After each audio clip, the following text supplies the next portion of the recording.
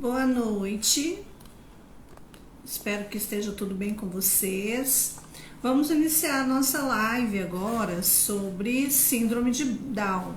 Demos o nome de Vamos falar sobre síndrome de Down?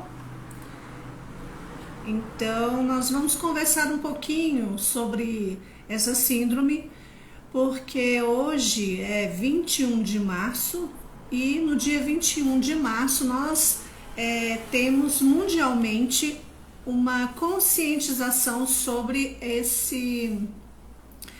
essa alteração genética que é a síndrome de Down, trissomia do cromossomo 21. Então, nós vamos conversar um pouco agora sobre essa trissomia e vamos falar um pouquinho como que são as características, o que a gente pode estar fazendo para ajudar as pessoas a saber mais sobre essas alterações, né? E no final da live, vou deixar um pequeno espaço e vocês vão colocando as perguntas, né? Então, nessa live especificamente, eu vou tentar não fazer os cumprimentos, né, a cada um que vai entrando, porém, no final a gente vai verificar as perguntas, né, que surgirem. Então, vamos lá. Então, a síndrome de Down é uma alteração genética.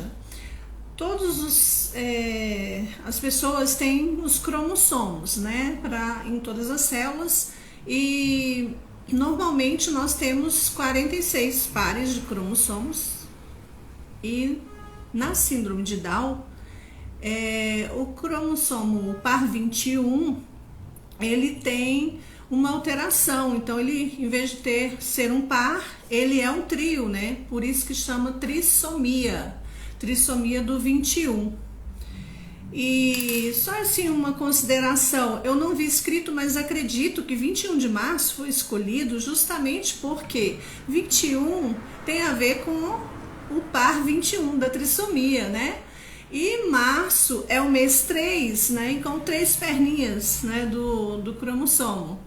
Então, assim, eu acho que pensaram um pouco nisso quando escolheram o dia 21 de março para fazer essa conscientização dessas alterações genéticas. Então, hoje eu lancei uma pergunta, você sabia? Você sabia que a síndrome de Down não é uma doença? Pois então, até pouco tempo, as pessoas consideravam que a trissomia do cromossomo 21 era uma doença, mas não é uma doença porque não existe a pretensão de cura. É uma alteração genética, existe ainda questionamento se ela é hereditária ou não, mas a maioria dos pesquisadores concordam que ela não seja hereditária, né? Mas não é doença porque não necessita especificamente de um tratamento para a cura, né? Uma vez detectado, as características elas continuam, e aí o que a gente precisa fazer é sempre ir trabalhando, estimulando e melhorando a qualidade de vida dessas pessoas que nascem assim. Então, a síndrome de Down, por ser alteração genética, muitas pessoas têm preconceitos. E os preconceitos, eles sempre surgem justamente porque nós não conhecemos e às vezes temos receios, temos medos, né, de chegar perto, de ser transmissível, e não é, como falei com vocês, não é uma doença, né? E a origem do nome, né, síndrome de Down, foi porque o primeiro pediatra, o primeiro cientista, né, pediatra, que considerou as características que aconteciam nas crianças nessa síndrome, ele tinha o nome de John, deixa eu ver aqui, porque é em inglês, né? Ele era um pediatra inglês chamado John Langdon Down. Por isso foi colocado o nome da síndrome como síndrome de Down, em homenagem a ele que descobriu as primeiras características da síndrome lá em 1866. Então ele foi o primeiro que fez essa caracterização. E daí veio até os dias de hoje. Só que assim, quando a gente faz tradução literal de inglês para português, o down quer dizer para baixo. Então muitas pessoas ficam pensando que a síndrome de Down é porque a pessoa é triste, a pessoa é para baixo, não tem possibilidades nem habilidades que podem ser melhoradas, né? E existem também 3 formas distintas de alteração do cromossomo, né, 21. Não vem ao caso aqui eu colocar, porque são especificidade que é melhor para um tratamento, né, a pessoa ficar sabendo, no caso, para o tratamento. E no caso aqui a gente está fazendo uma conscientização para não termos preconceitos e verificarmos o que a gente precisa para melhorar para esse público, né? A gente não vai falar de criança, porque eles não são só crianças. Nós temos pessoas em desenvolvimento e muitos já idosos, né? Então, assim, se falarmos até da Paica Bichi, nós temos, né, um dos nossos alunos que ele já tem 61 anos, né? Então, hoje a expectativa de vida é bem maior, porque existem várias formas de lidar, de acompanhar, né?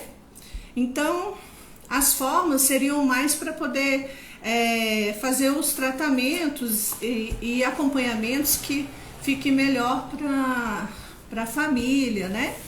No Brasil, existe uma... como que eu vou dizer? Porcentagem, né, de uma pessoa em cada 700 nascimentos apresentam características da síndrome de Down.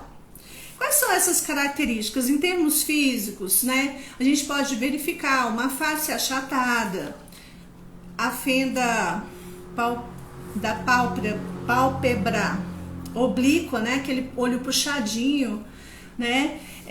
Uma língua muitas vezes grossa, aquela que às vezes não são todos que apresentam todas as características, mas às vezes vão apresentar a língua hipotônica, aquela língua pesada que às vezes sai fora da boca, né? O pescoço normalmente ele é encurtado, a base do nariz também é mais achatada, o rosto normalmente é mais redondo. Às vezes apresentam anomalias dentárias, ou seja, os dentes são diferenciados. A orelhinha, né, mais baixa. Mãozinhas, as mãos, né, são pequenas, os dedos são mais curtos, então fica parecendo aquela mãozinha gordinha, né? E tem também nos pés uma distância entre os primeiros dedos dos pés. Uma coisa que é interessante considerar é a musculatura, né? A musculatura da criança, lá no início da fase de desenvolvimento, ela tem uma propensão à hipotonia, uma musculatura mais frágil, e que às vezes, se não for estimulada adequadamente, ela tem mais dificuldade e mais demora para aprender a andar, pegar, fazer os movimentos, né? E uma das coisas que muitas pessoas pensam que todos que têm síndrome de Down têm algum comprometimento cognitivo, e nem sempre a gente vai ver dessa forma, tá? Então, às vezes vai ter um atraso no crescimento físico, a estatura pode ser uma estatura mais baixa do que a maioria da família, e eu cheguei a ver assim, que de 35% a 50% dos casos encontrados vão apresentar sim uma deficiência intelectual. Lembrando que a deficiência intelectual não é um transtorno mental, tá? É uma deficiência mesmo da parte cognitiva. Então, a gente lembrar sempre, nem toda pessoa que tem a síndrome de Down ou a trissomia do 21, ela tem alguma deficiência intelectual. Às vezes fica parecendo porque elas são mais da questão do concreto, né? Não conseguem entender muito metáforas, né? Então, como que é feito o diagnóstico, né? O diagnóstico da síndrome de Down, ele pode ser feito desde a gestação.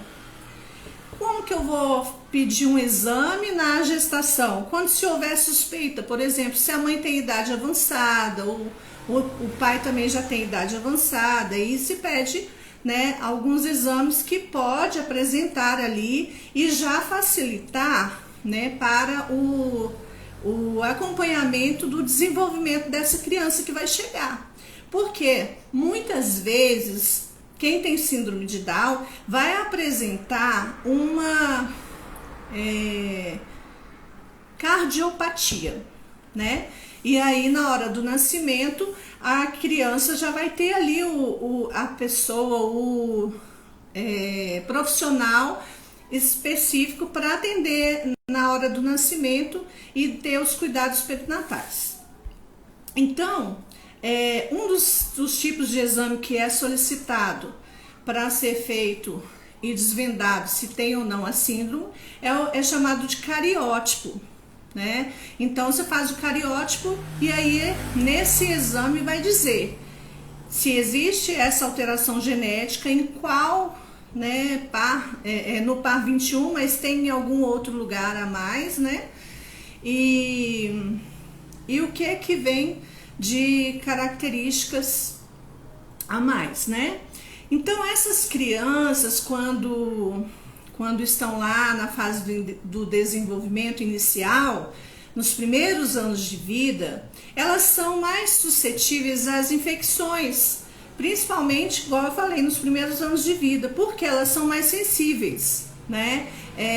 Então existe um cuidado maior que precisa ser feito, né? Um acompanhamento melhor com o pediatra, por isso precisa ter as consultas todas programadas, né? Com o pediatra, para poder estar orientando como que vai ser esse desenvolvimento e cercando também essa criança com os cuidados para que ela tenha menos, né, infecções.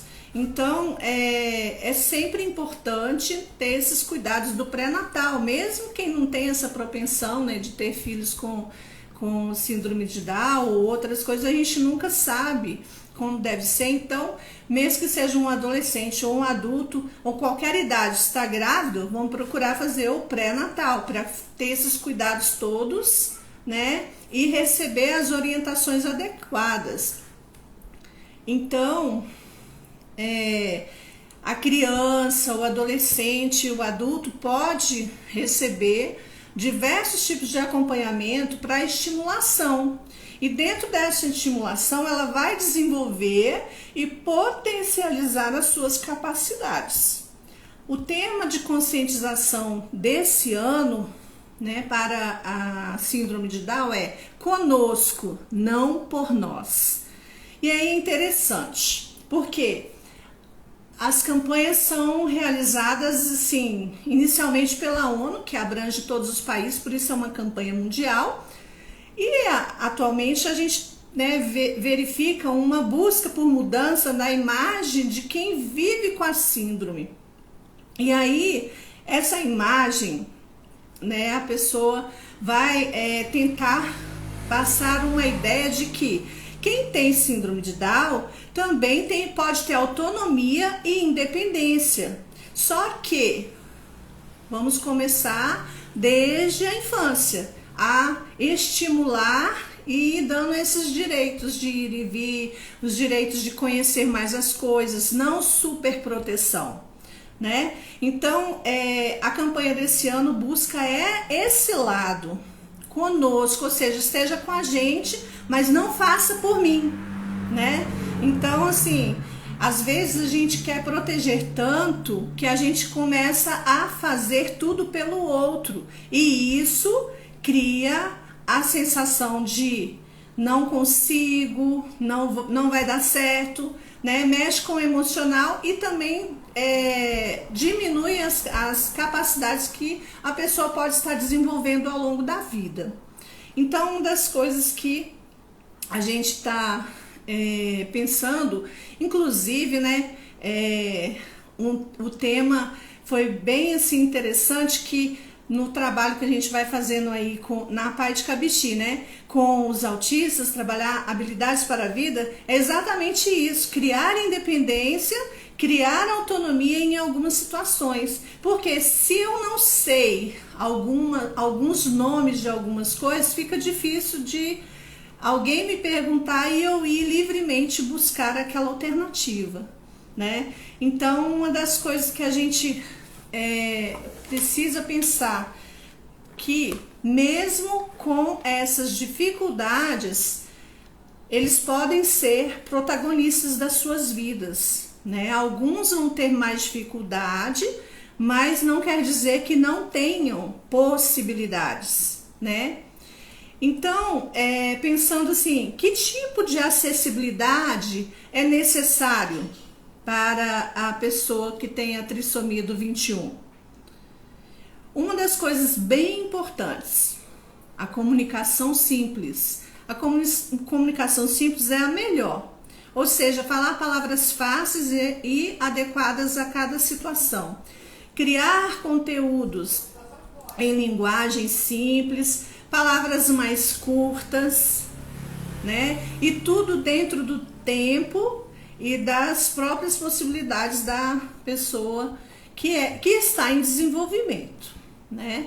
Então, palavras mais curtas, ideias ou informações uma de cada vez, não passar muito conteúdo de uma vez, né?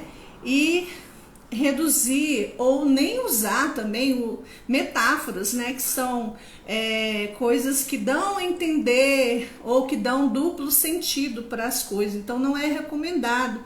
Então é bom a gente optar por frases objetivas, curtas, ideias mais concretas, né?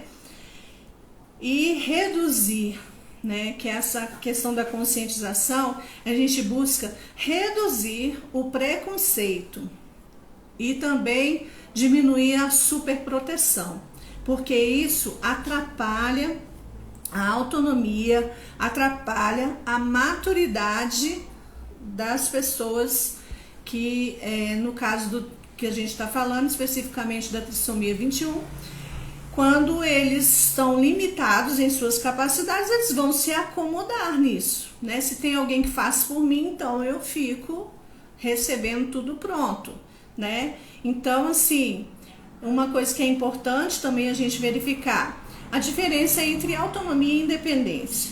A autonomia, na verdade, é a capacidade que a gente tem de tomar decisão para alguma coisa. Alguns que têm a síndrome de Down, quando crescem, tudo, vão ter autonomia de decisão, vão saber o que é bom para eles ou não. Outros não vão ter. Então, cabe uma sensibilidade aí da família e dos meios onde essas pessoas frequentam para identificar até onde que eles conseguem ser autônomos ou não. E a independência é, na verdade, a capacidade de realizar as coisas sem suporte. Tem pessoas que vai ter capacidade de decisão e não vai ter autonomia. Capacidade de decisão que é autonomia e não vai ter a independência, não vai conseguir fazer sozinho, vai precisar sempre de alguém apoiando, de alguém instruindo, de alguém por perto, né? Então, assim, é sempre importante a gente buscar esclarecimentos dentro do desenvolvimento, das capacidades que a gente vai verificando, né? Tem uma outra coisa que às vezes as pessoas têm muitas dúvidas. Quem tem síndrome de Down, eles têm necessidades dentro da área da sexualidade? Sim, né? Tá tudo ali bem normal, às vezes a gente até fala que é mais aflorado. Eles têm todas as possibilidades de desenvolvimento da sexualidade. Só que muitas vezes, né, a família acha que eles não têm essa autonomia, essa independência e os proíbem de viver essa sexualidade. Lembrando que sexualidade não é apenas sexo, tá, gente? É tudo que envolve emoção, afetividade, demonstração de carinho, toda essa parte, né, que em um outro momento a gente pode estar conversando, porque é um tema assim um pouco complexo para entender assim de uma forma rápida, né? Então, o objetivo dessa live, desse vídeo de hoje, é exatamente trabalhar a questão de conscientização, né? Que todos nós temos possibilidades, todos somos iguais, temos direitos, existem várias leis, né? Várias formas de acesso à educação. Hoje nós temos, além da escola formal, a gente tem a educação inclusiva, tem as salas de atendimento AEE, né? Então, assim, nem é indicado também que essas pessoas fiquem apenas, né, em locais que tenham somente o grupo deles, porque a inclusão é uma acessibilidade que a gente dá também para a socialização com todas as outras pessoas. É um direito, né, um direito humano, termos contato com várias pessoas, né, considerando que todos somos seres em desenvolvimento e precisamos desse contato e desse afeto, né? Então, se a gente considerar que todos nós somos capazes de aprender, então vamos desenvolver através da estimulação. Se a família pegar desde criança essa criança e ficar quietinha dentro de casa, esconder ele lá com vergonha da sociedade, ele não vai ser estimulado. Então, corre o risco dessa criança nem andar, nem falar, né? E depois não ter muito mais o que fazer, porque é na fase do desenvolvimento que tem o maior desenvolvimento mesmo dessas habilidades de fala, de autonomia, que a criança vai querendo escolher cores, escolher brinquedos, escolher amizades, né? Então, quando a gente percebe uma criança que já é bem estimulada, a gente já tem uma ideia de que futuramente vai ser uma pessoa com maiores possibilidades na sociedade. Nós temos vários exemplos, né, na sociedade de pessoas com síndrome de Down que foram atrizes, que são empreendedores, né? Tem casais, famílias de pessoas com a síndrome de Down que são totalmente autônomos, né? A rede familiar dá um suporte, porém não é um suporte tão intenso, né? É mais de observação. Mas todos podem trabalhar, né?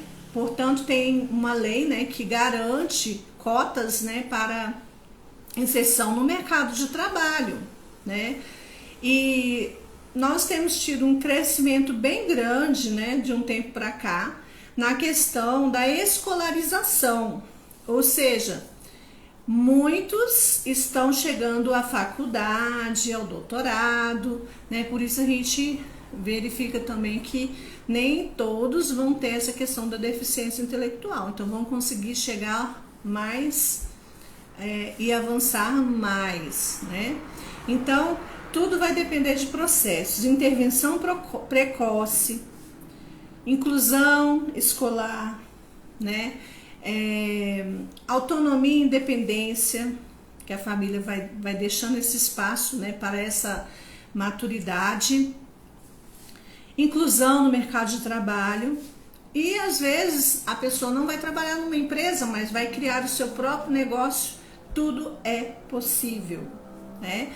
E nós temos alguns marcos regulatórios, né, que são as leis que foram criadas para regulamentar. Então nós temos uma lei de 2014, que é a 13.019, né, que fala sobre as possibilidades que se tem em relação às pessoas com trissomia do cromossomo 21. E temos também diretrizes de atenção à pessoa com síndrome de Down, né, dentro do Pacto da Saúde. Então, o site www.saude.gov vai ter lá essas diretrizes de atenção específica, inclusive orientando os profissionais de saúde como devem fazer as abordagens quando se tem uma suspeita de que a mãe pode ter uma criança com síndrome de Down. Aí a gente pensa, mas é só falar, né? Às vezes a gente vê médicos que chegam e falam, não tem um preparo nenhum. Mas a saúde, né, pelo SUS, que a gente tem que pensar numa humanização, ela tem lá o seu protocolo. Não é assim, a mãe chegou na consulta sozinha e você já vai falando com ela que tem essa suspeita. Não, você vai chamar a família, uma pessoa de suporte para estar junto com ela. Por quê? Todos nós sabemos que por causa do preconceito social, quando a gente recebe notícias de algumas situações, a gente tem dificuldade de aceitar. E isso precisa de um preparo e de um acolhimento, né? Que precisa ter essa mãe, essa família que vai receber essa criança, né? É uma criança como qualquer outra, porém com características que a sociedade às vezes repugna, né? E como que eu vou fazer?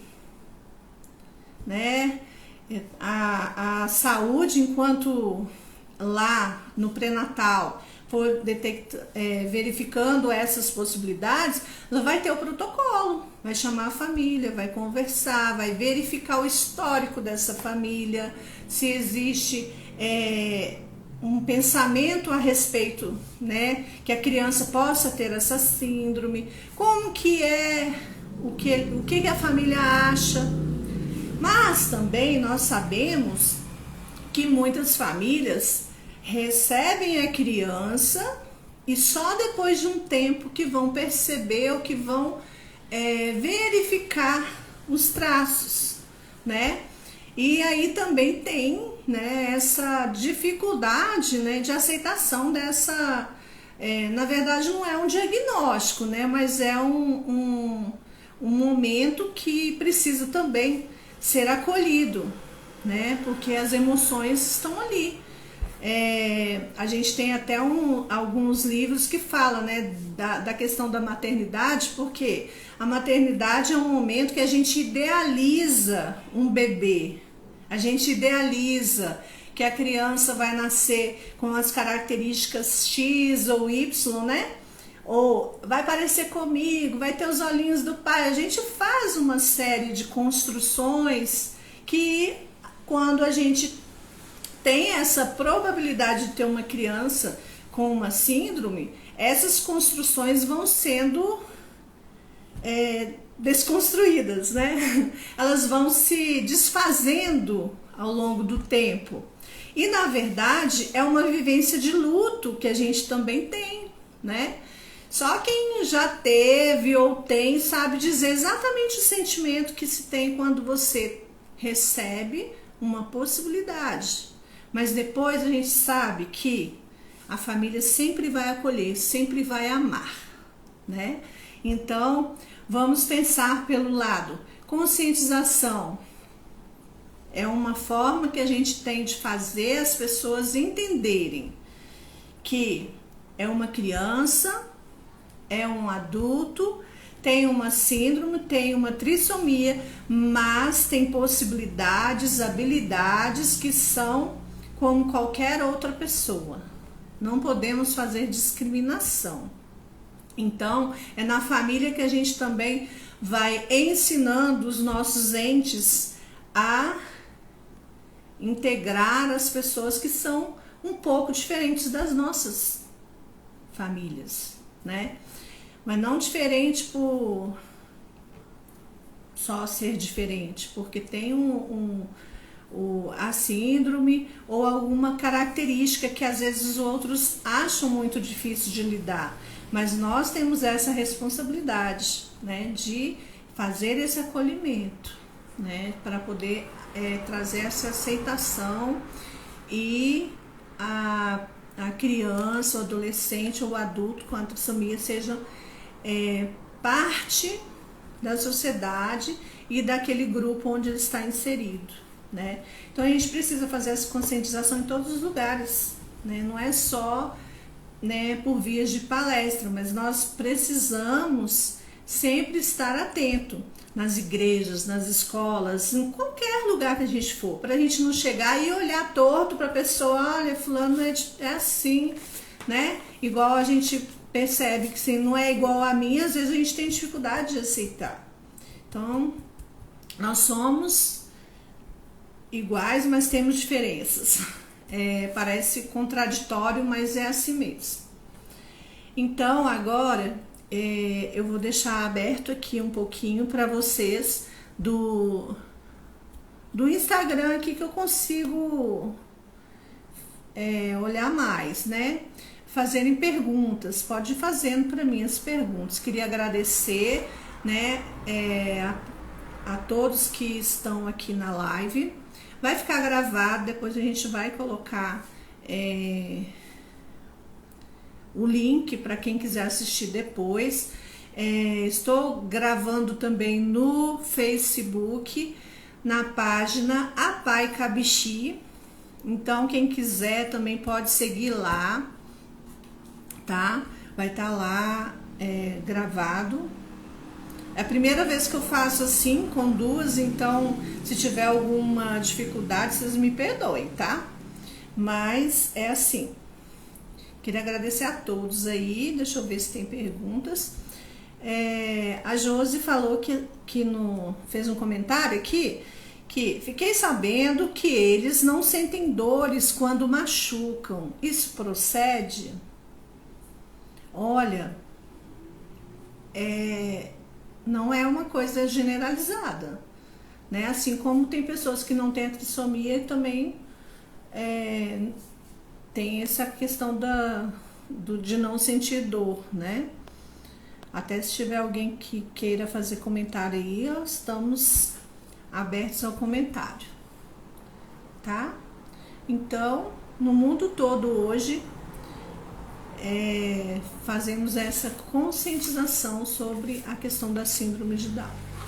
E tem um livrinho que eu vou deixar depois, o pessoal da PAI, lá no grupo de pais, ou quem quiser também pode me pedir por aqui, eu dou um jeito de encaminhar, um livrinho que é um guia, na verdade, onde algumas pessoas trabalham essas perguntas, né? Isso que eu conversei com vocês, mas do ponto de vista deles mesmos, de quem tem a trissomia e passou por todos esses preconceitos, né? Então, assim, tem algumas coisas que a gente precisa mudar até de vocabulário nosso para não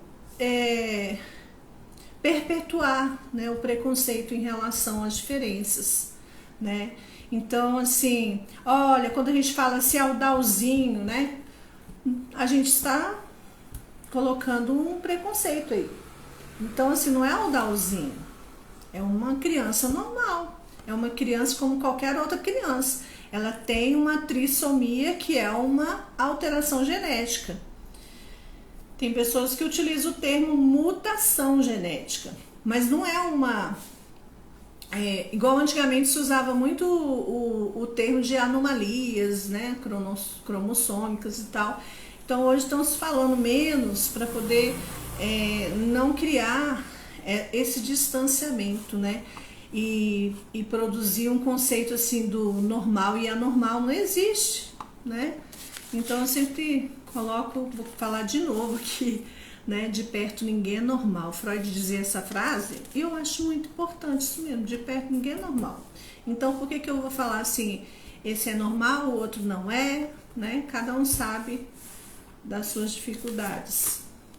E dentro dos trabalhos que a gente vai desenvolvendo, vamos ver onde que estão as potencialidades que podem ser reforçadas, que podem ser descobertas, né? Às vezes a gente tem possibilidades e a gente não sabe, né? Na PAI mesmo, assim, quando a gente fez a divulgação, tem a fotinho da Luísa, né? Luísa é uma menininha, é uma criança pequenininha, mas que está sendo estimulada desde o início, né? Quando a mãe descobriu, já tinha nascido, né? Nós vamos fazer depois uma proposta para fazer com a mãezinha dela, uma entrevista, e aí a gente poder fazer um partilhamento, né, das sensações, do que é receber um diagnóstico, do como que é o trabalho que ela tem feito. Eu fiquei sabendo que ela está colocando nos status dela do WhatsApp, né, todo o processo de desenvolvimento, como que está sendo até hoje. Recentemente, nós ficamos muito felizes porque a gente viu ela caminhar, ela começou a andar, né?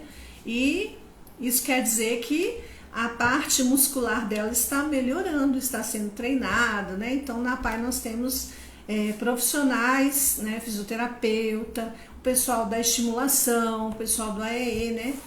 E eles todos trabalhando em conjunto para atender as crianças. No caso da Luísa, ela tem todo esse acompanhamento. Ah, sim, Girlene falou que tá ali. Muito bem, Girlene. Aí depois a gente vai fazer uma entrevista, então, tá? Para poder passar para todo mundo aqui. E se você quiser me adicionar lá no WhatsApp, eu pego seus status também, tá? Então é assim, gente. Quem quiser perguntar aí alguma coisa ainda, estamos aqui. Eu vou dar uns minutinhos e depois a gente vai fechar a live, porque a intenção não é fazer uma live extensa, né, grande, mas a princípio de conscientizar e trazer essas possibilidades, né, que todos nós temos. Se a gente for estimulado, a gente vai conseguir melhorar, né, as nossas habilidades, né?